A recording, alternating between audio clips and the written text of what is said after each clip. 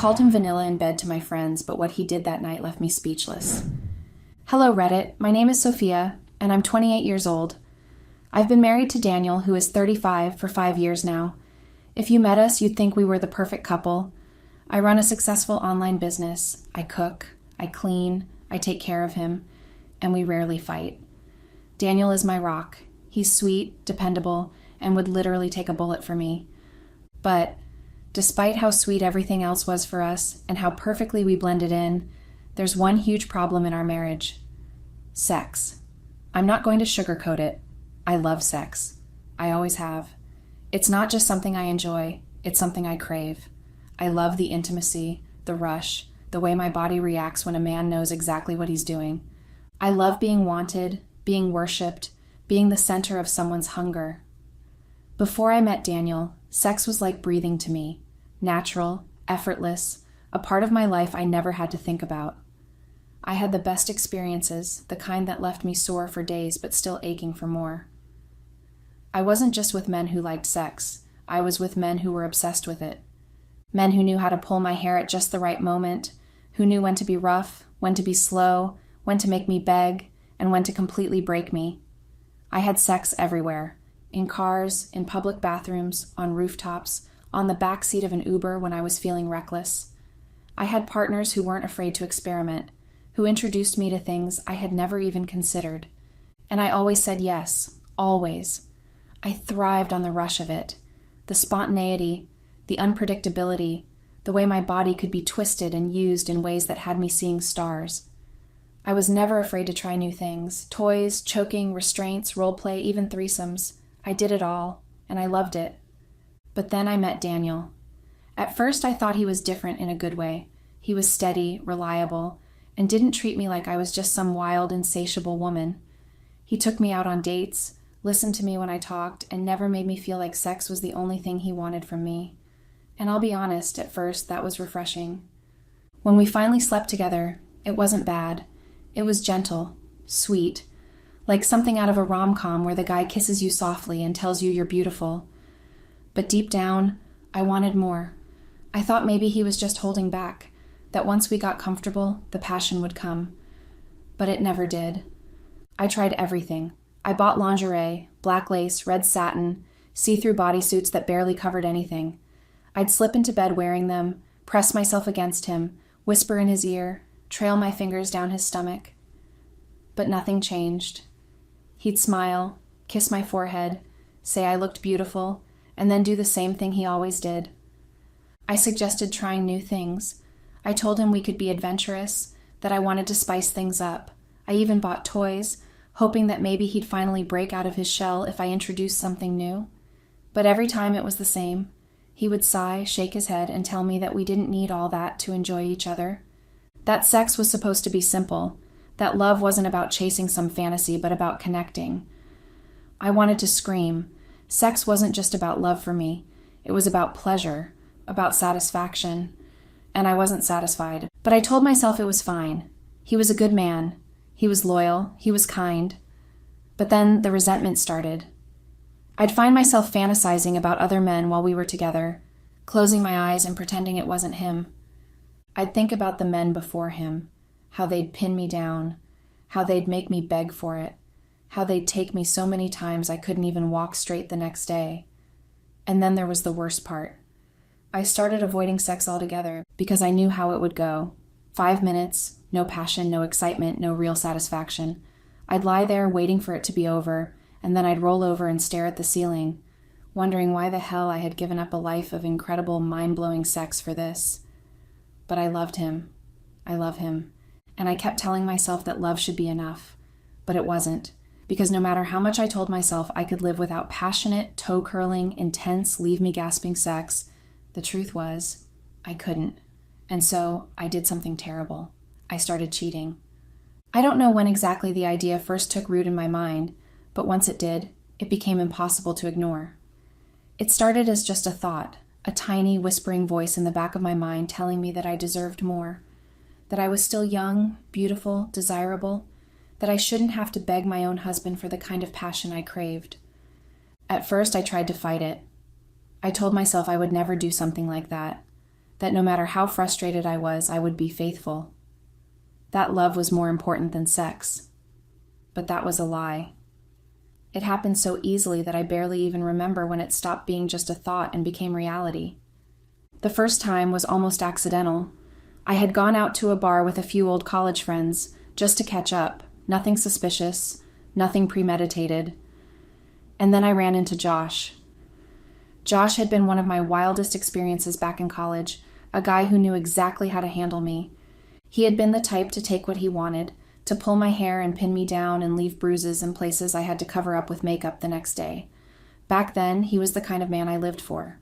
When he saw me, he smirked, made a comment about how I still looked the same, and I felt something ignite in me that I hadn't felt in years.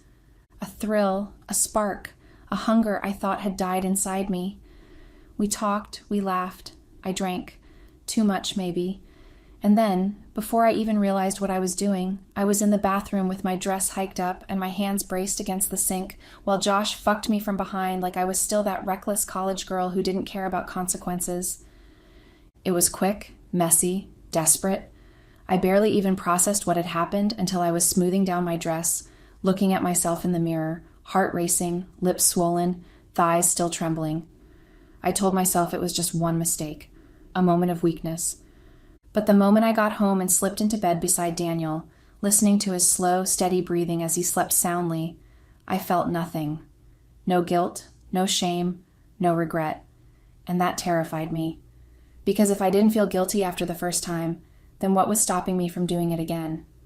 And so I did. At first it was just Josh. I met up with him once, then twice, then a third time. We never made plans. He'd text me when he was in town and I'd find a way to meet him. It was exciting knowing that I was sneaking around, lying to my husband's face, fucking another man, and then coming home like nothing happened. But soon Josh wasn't enough. The thrill wore off, the excitement faded. So I found another, then another, then another. I had men on rotation, each one serving a different purpose. There was Ethan, the personal trainer who had a body carved from stone and the stamina of a machine. With him, it was all about the physical. Pure, raw, sweaty, animalistic fucking that left me aching for days. Then there was Chris, the smooth-talking businessman who knew how to treat a woman. He took me to expensive hotels, bought me gifts, called me beautiful while he undressed me slowly, kissed every inch of my skin like I was the most precious thing in the world. With Chris, I felt worshipped in a way Daniel had never made me feel. Then there was Tyler. My biggest mistake. Tyler was dangerous. Not in the physical sense, he was never rough or aggressive, but because he made me feel things I wasn't supposed to feel. Tyler was the first man who ever made me consider leaving my husband. He made me laugh. He made me feel alive. He made me feel like I was young again, reckless again, free again. I started making excuses to see him more, pushing my luck, spending nights at his place under the pretense of girls' trips. Daniel never questioned me because Daniel trusted me, and I took that trust and destroyed it. The worst part? I still believed I loved him. Every time I came home, every time I climbed into bed beside him after being with another man, I told myself that he was still the one I wanted, that I could have my fun and keep my marriage, that as long as I always came back, it didn't mean anything. But that was another lie, because with every man I slept with, every lie I told, every time I looked into Daniel's kind, loving eyes and kissed him with another man's taste still on my lips, I was pushing myself further and further into something I couldn't escape from. And I knew, deep down, that it was only a matter of time before it all came crashing down. It all came crashing down last Friday. It started off like any other night out, a harmless evening with my girls, no pressure, no expectations, just drinks, gossip, and laughter. I needed the break. I had spent the entire week playing the perfect wife, cooking dinner, washing Daniel's clothes, handling my online business, smiling at him like I wasn't sneaking around behind his back. By the time I got to the bar, I was already in the mood to let loose. The music was loud, the drinks were flowing, and my friends were just as ready to unwind. Melissa was the first to start talking about her latest fling, bragging about how she had met up with some guy from the gym while her husband thought she was out getting groceries. She laughed, swiping through pictures on her phone, telling us how she had lied so easily that her husband didn't even suspect a thing. Jasmine chimed in next, rolling her eyes and saying that at this point, She had lost count of how many men she had been with since getting married. She was proud of it, almost cocky, saying that her husband was so stupid he would never even think to question her. She talked about how she had hooked up with her boss in his office just last week, how it was so risky but so worth it. I remember laughing. I wasn't even drunk yet, but I was already getting caught up in the conversation, the energy, the thrill, the feeling of being surrounded by women who understood me, who knew what it was like to be trapped in a passionless marriage and refused to settle for it. I don't even know why I said it. Maybe it was the cocktails, maybe it was the excitement in the air, or maybe it was just my own arrogance. I laughed and said that at least they were having fun because my husband was the most vanilla man alive. I said it like a joke, shaking my head, rolling my eyes, but it wasn't a joke. I told them how I practically had to beg him for sex, how he would sigh like it was a chore, how it never lasted more than 5 minutes before he rolled over and went to sleep. I told them that half the time I didn't even finish, and that's why I had Jake, Brian, and Tyler on rotation. They roared with laughter. I kept talking because at that moment I felt unstoppable. I told them everything. How I would fake being asleep just so I wouldn't have to deal with another boring, mechanical, passionless night with Daniel. How I would sneak off during the day, making up excuses about work meetings or spa appointments when in reality I was in some random man's bed, screaming in a way my husband had never heard. I told them about the craziest places I had cheated, the times I had barely gotten away with it. How I had once met up with a guy in a parking lot right before heading home to cook dinner for Daniel. How he had kissed me when I walked through the door, completely unaware that I still had another man's cum between my legs. And I laughed. We all did. Because at that moment, it was just a joke. Just harmless girl talk between friends, secrets that would never leave the table. But what I didn't know was that my phone had dialed Daniel. I didn't even notice it. I had set my phone down on the table next to my drink, not thinking much of it, not realizing that somehow, in all the movement and excitement, my fingers had accidentally called my husband, and he heard everything, every single word, every detail. He knew how I spoke about him behind his back, how I laughed at him, how I had never once respected him the way he thought I did. And not only that, he recorded the entire conversation. It wasn't until much later, hours later, when I finally checked my phone and saw the missed call log, that I realized what I had done. My heart stopped. Daniel's name was right there, sitting at the top of my call history. A call that had lasted 17 minutes. 17 minutes. Long enough for him to have heard every disgusting, humiliating, vile thing I had said about him. I remember staring at my phone in shock, feeling the blood drain from my face as my stomach twisted in a way that almost made me throw up. I checked my texts. There was nothing. No missed calls, no angry messages, no questions, no accusations, no rage. Nothing. I felt physically sick. I didn't know what to do. Should I call him? Should I go home? Should I pretend I had no idea what happened and hope he hadn't picked up? But deep down, I knew. I knew that he had heard it. I knew that everything I had been hiding, everything I had been getting away with for years, had just been exposed in the worst way possible, and there was no way to take it back. When I got home that night, Daniel was waiting for me. I knew something was wrong the moment I stepped through the door. The house was too quiet. The lights were on, but he wasn't in the bedroom or the kitchen. He was sitting on the couch, just waiting. His hands rested on his thighs, his posture stiff, his eyes locked on the floor like he had been stuck there for hours. I felt my stomach tighten. Something was off. I called his name, but he didn't answer right away. He just lifted his head, looked at me, and there was nothing there. No warmth, no anger, no emotion, just a man who looked like he had finally given up. I tried to act normal. I smiled. I walked toward him, ready to lean down and kiss him like I always did after a night out. I told myself maybe he didn't hear the call. Maybe I had imagined it. Maybe this was just in my head, and he was just tired or upset about something else. But then, as I got close, he pulled away. Not violently, not dramatically, just enough. Enough for me to know that whatever I thought I could fix with a kiss, whatever lie I had planned to tell him, wouldn't work. I asked him what was wrong. He still didn't answer. He just reached into his pocket, pulled out his phone, and pressed play. And then I heard it. My voice. my voice loud and clear, playing through the speakers like a sick confession, like the worst version of myself being thrown right back in my face. Laughing, mocking, exposing every single dirty, disgusting thing I had ever said about him. I froze. I couldn't breathe. I could hear myself laughing with my friends, calling him vanilla, making fun of how quickly he finished in bed, how I had men on rotation just to keep myself satisfied. I heard myself bragging about cheating.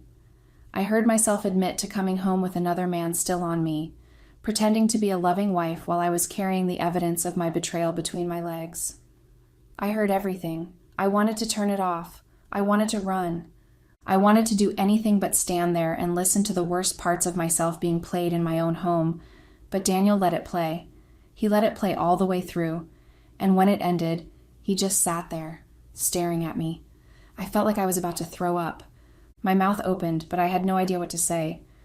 What do you say when the ugliest, most vile, most unforgivable thing you've ever done is laid out like that? Then finally, he spoke, and all he said was, "You think I'm vanilla? You think I'm pathetic? Congratulations. Now the whole world knows." And then he got up, and he walked out. Just like that. No yelling, no screaming, no big dramatic fight, just emptiness. And somehow that was so much worse than anything else he could have done.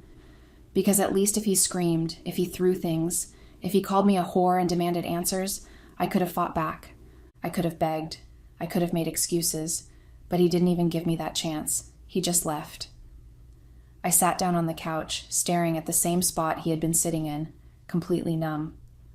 I tried to rationalize what had just happened.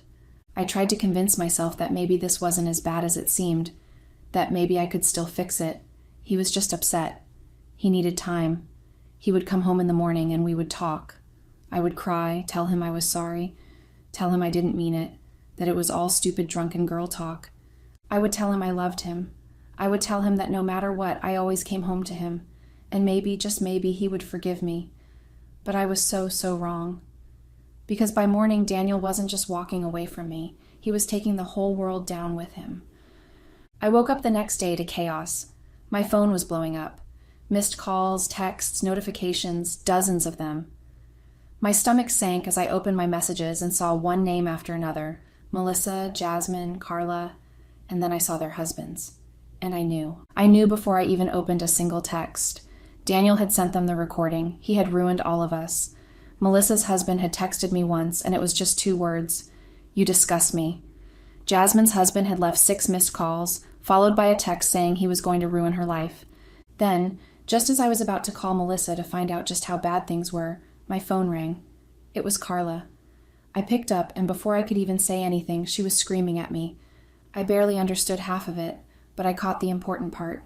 She blamed me. She blamed me for getting them caught, for being so stupid, so reckless, for ruining all of their lives. She called me a homewrecker, a backstabbing slut, a disgusting piece of trash who deserved everything that was coming for me. And then she hung up. I sat there in complete shock, phone still in my hand, ears ringing. I thought about calling Daniel, about begging him to stop, to not do this, to not burn everything down just to get back at me. But then I realized I had no right to ask for mercy, because this wasn't just about me anymore. It was about every lie I had ever told, every single person I had betrayed. And Daniel wasn't going to be the quiet, pathetic vanilla man anymore. He was going to destroy me. And I deserved every single second of it. I thought things couldn't get worse. I thought the worst part was Daniel leaving. That once the shock faded, I could somehow fix things, somehow find the right words to make it all go away. But I had no idea just how far the damage would spread. By the time I realized what was happening, it was too late. Melissa was the first to go down. Her husband lost his mind when he heard the recording. He didn't ask questions. He didn't yell. He just dragged her out of their house at 2 a.m, still in her pajamas, and told her she was never coming back.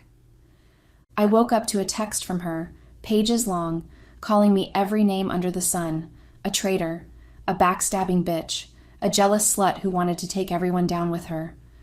I read her messages over and over, trying to convince myself that this wasn't my fault, that I never meant for her to get caught, that she was just as guilty as I was. But deep down, I knew. She was right. Jasmine was next. She didn't even try to explain to her husband. She didn't beg, didn't cry, didn't defend herself. She just walked into their bedroom, grabbed a suitcase, packed up her things, and left, like she already knew there was no way out of this. I tried calling her. She didn't pick up. The next day she changed her number. She was just gone. But Carla was different. She didn't run. She didn't hide. She blamed me. And she wanted revenge. It happened 2 days after the recording came out. I was at the grocery store, stupidly thinking I could go out in public like my world hadn't just collapsed, when I felt someone grab me from behind and yank me around. Before I could even register what was happening, a hand connected with my face, hard. The first hit shocked me more than it hurt. The second one, that one hurt. By the time I realized it was Carla, she was screaming at me, calling me every insult imaginable, telling me I was a filthy whore, that I ruined her marriage, that she should break every bone in my body for what I did. And she wasn't the only one. People were watching. Some of them just stared. Some of them laughed. Some of them cheered her on. No one helped me. No one stopped her. Because in their eyes, I deserved it. I limped home, my face swollen, my body aching, my entire world falling apart around me. And when I thought things couldn't get any worse, my phone rang. It was my mother.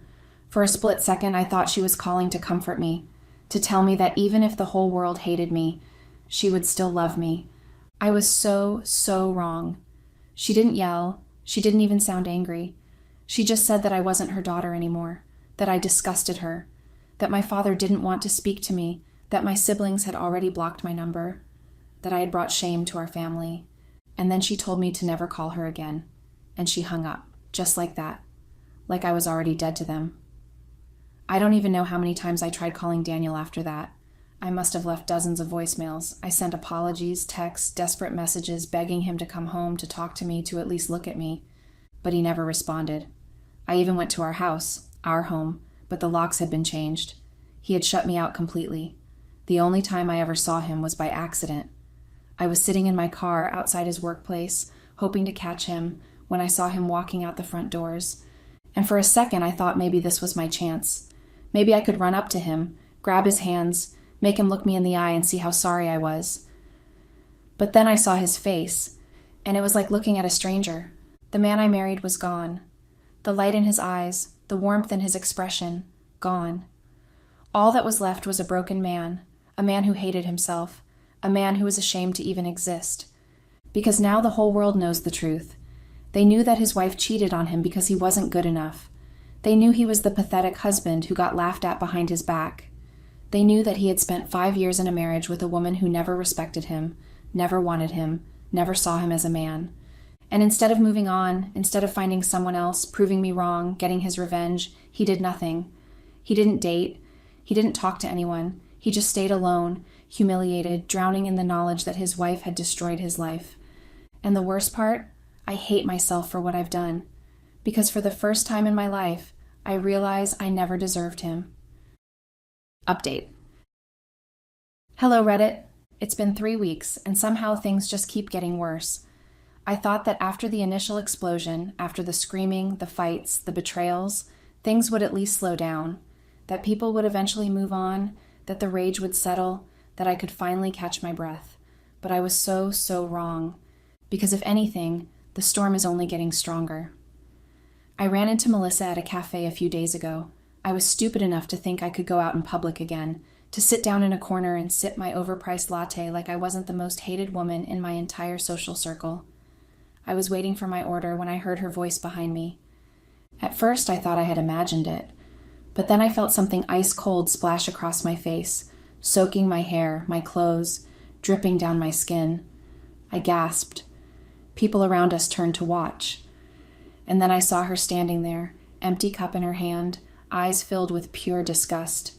She didn't say much. She just called me a pathetic whore, told me she hoped I rotted in hell, then walked away.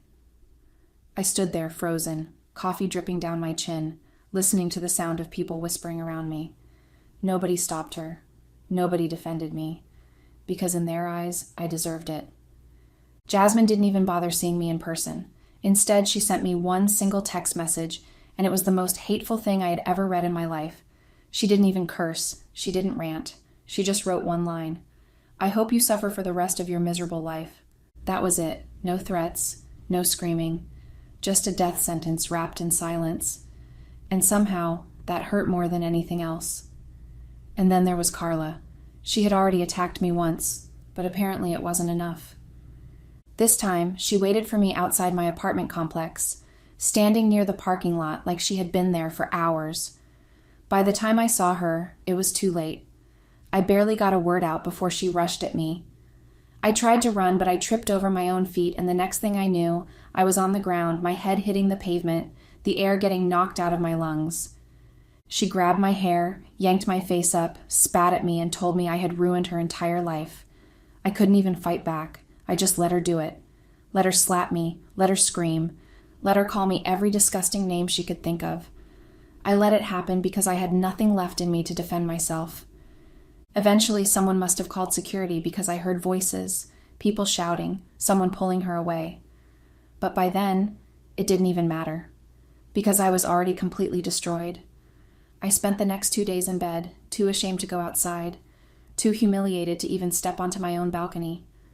I checked my phone every hour, hoping, praying that Daniel had texted me, that maybe, after all of this, he would feel bad, that he would reach out, that he would ask if I was okay. But he didn't.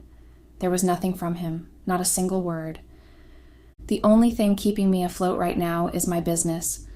I was terrified that the scandal would ruin it, that people would start leaving bad reviews, that orders would slow down, that my entire income would disappear overnight.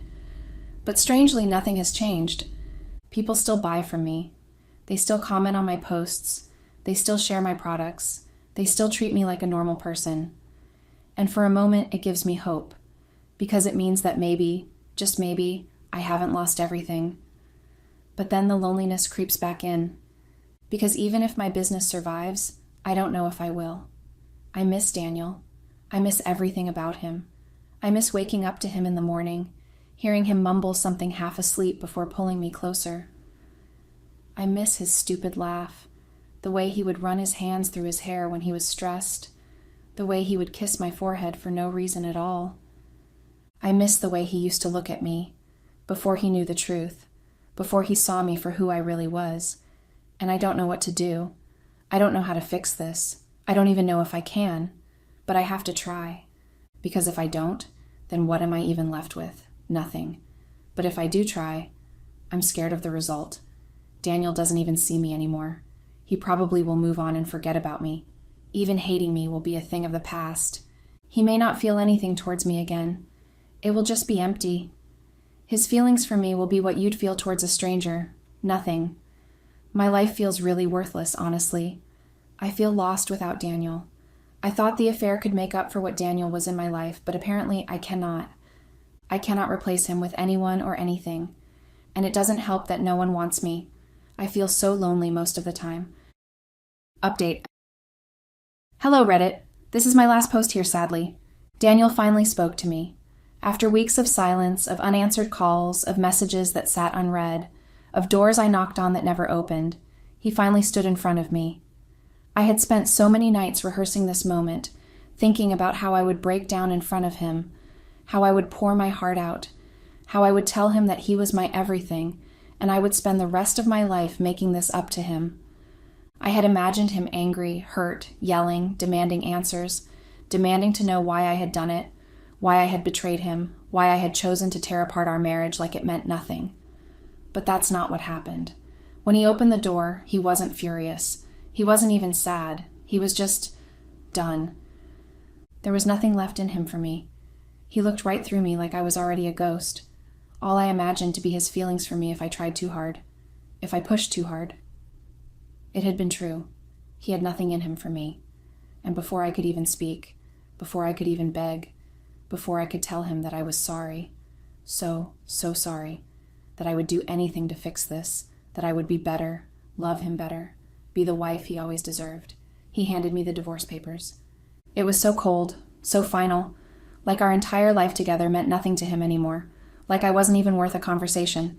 He didn't yell, he didn't cry, he didn't ask me why I did it, he just said, "Sign them." That was it. No explanation, no pleasantries, just to sign them. Like I was a business deal he was closing. I felt my heart shatter. I told him I would do anything, that I would change, that I would go to therapy, that we could work through this together. I told him I still loved him, that I had never stopped loving him, that I didn't want anyone else, that no one else ever mattered, that no matter how many mistakes I made, he was the only man I ever wanted to come home to, that I was willing to spend the rest of my life proving that to him. But he just stood there, and then he said the coldest words I had ever heard in my life. The only thing I want from you is to never see you again. And then he walked away. Again. And this time I knew he wasn't coming back. I sat there on the floor of his doorstep, holding the papers in my shaking hands. I stared at my name, his name, the legal jargon that felt like a death sentence. This was real. This was really happening. He was done with me. I wanted to scream. I wanted to rip the papers apart, run after him, and force him to talk to me. But I couldn't, because he didn't want me anymore. He refuses therapy. He refuses to try. He refuses everything. He has made up his mind, and no amount of begging, no amount of apologies, no amount of regret will change that. And honestly, I deserve this. I deserve every single second of this pain. I deserve to lose him. I deserve to be the woman whose name he never wants to hear again. I deserve to be the wife he tells people about with nothing but bitterness and regret in his voice. Because I destroyed everything good we had. Because I took a good man, a man who would have died for me, a man who trusted me, loved me, believed in me, and I broke him, and there is nothing I can do to fix it. But Reddit, I can't let him go. I know I was a terrible wife. I know I hurt him in ways I can never take back. But I love him, and I can't imagine my life without him. I don't know who I am without him, and I don't know if there's anything I can do, if there's any hope left at all, or if this is really, truly too late.